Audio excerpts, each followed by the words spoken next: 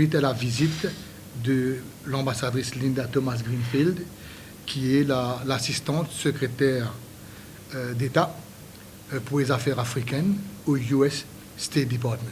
Je suis très heureux qu'à la fin de notre rencontre, définitivement qu'il est très satisfait de la situation qu'il est trouvé à l'île Maurice. Et durant cette rencontre qui finit presque une heure de temps, nous finissons à bord des sujets d'intérêt commun aux deux pays. Sur toute la ligne, nous avons la même longueur d'onde. Mon parcours finit la moindre objection, la moindre désaccord. C'est une grande collaboration entre les États-Unis et l'île Maurice qui finit le sujet principal de cette rencontre. Nous sommes très contents aussi de faire la connaissance de Mme Mélanie Zimmerman, qui est une special assistant à l'ambassadrice Linda Thomas-Greenfield.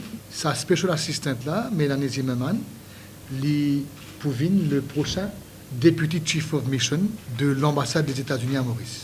Puisque nous avons le départ de l'ambassadeur Charlie Villarosa, donc nous finissons apprendre que Mélanie Zimmerman, lui pouvait le Deputy Chief of Mission de l'ambassade des États-Unis à Maurice. Vu le départ de l'ambassadeur, ce sera elle le chargé d'affaires jusqu'à ce qu'un nouvel ambassadeur est nommé.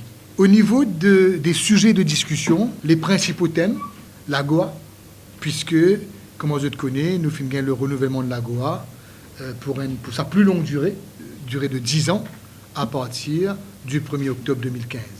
Nous finissons faire ressortir qui, quand vous les 40 pays, more or less, qui bénéficiaient de l'AGOA, en 2014, ça pays africains-là, pas fin export plus de 2% des importations annuelles des États-Unis, qui quand même, there's nothing to celebrate.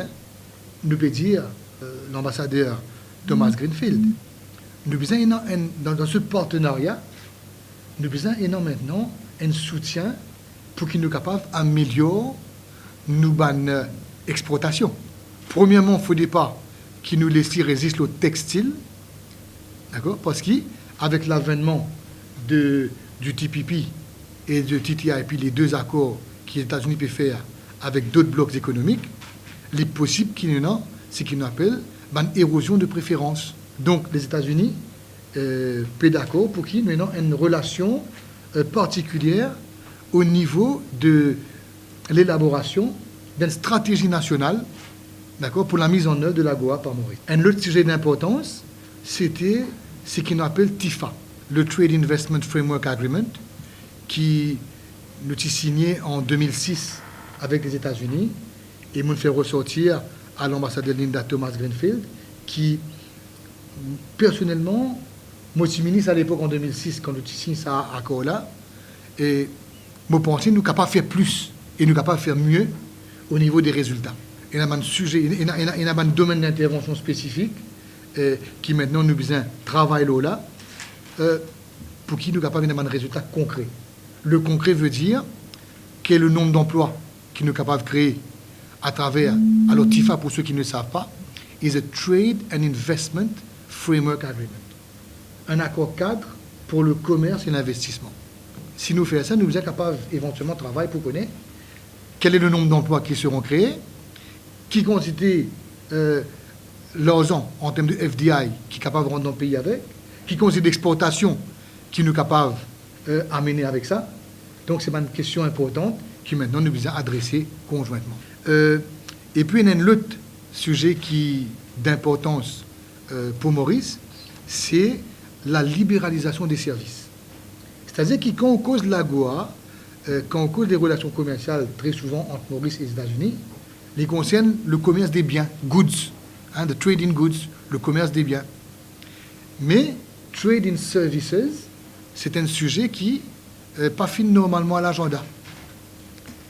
Et c'est pour ça que c'est un sujet qui nous finit aborder pour que, alors que l'AGOA lui-même les concerne seulement trade in goods, dans quelle mesure est-ce qu'il nous capable commence travail pour développer le relationnel en ce qui concerne le commerce sur les services, trade in services.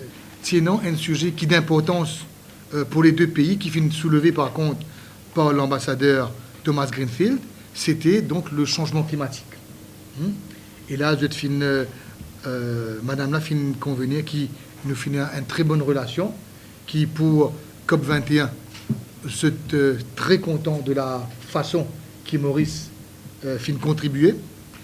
Là, nous fin aussi le partage avec eux le fait que Maurice, dorénavant, peut host ce qu'on appelle le Climate Change Finance Access Hub. C'est-à-dire un centre côte nous pour capable aider les pays du Commonwealth pour avoir accès au financement qui est accessible sous un fonds qui finit mettre sur pied dans le cadre de la Convention sur le changement climatique. Et là, nous pouvons dire les États-Unis, mais ça, puisque nous pouvons host un mécanisme pareil, mais laisse-nous guetter comment nous sommes capables d'optimiser ce véhicule-là avec notre soutien. Et nous sommes totalement d'accord que c'est Edmund Kitseuse qui est aussi pour travailler avec nous. J'ai deux questions à poser. Et tout d'abord, est-ce que la question de sécurité dans le CRD a aussi été abordée avec la présence notamment de Gérard qui nous connaît là? Et puis ma deuxième question concerne le renouvellement du bail de Diego Garcia. Il arrive à échéance à la fin de l'année. Est-ce que cette question aussi non, non. Ces deux questions n'étaient pas à l'agenda, seulement, je dois le dire. Elle avait soumis 4 thèmes, et j'avais soumis 4 thèmes. Dans aucun des 8 thèmes, il n'y avait pas ces 2 thèmes-là. Et de toute façon, il est assez légitime que ces 2 thèmes-là pas à l'agenda avec moi, parce que tout ce qui appelle sécurité et défense, et tout ce qui appelle souveraineté Diego Garcia, les pas relèvent de mon ministère, les relèvent du Premier ministre.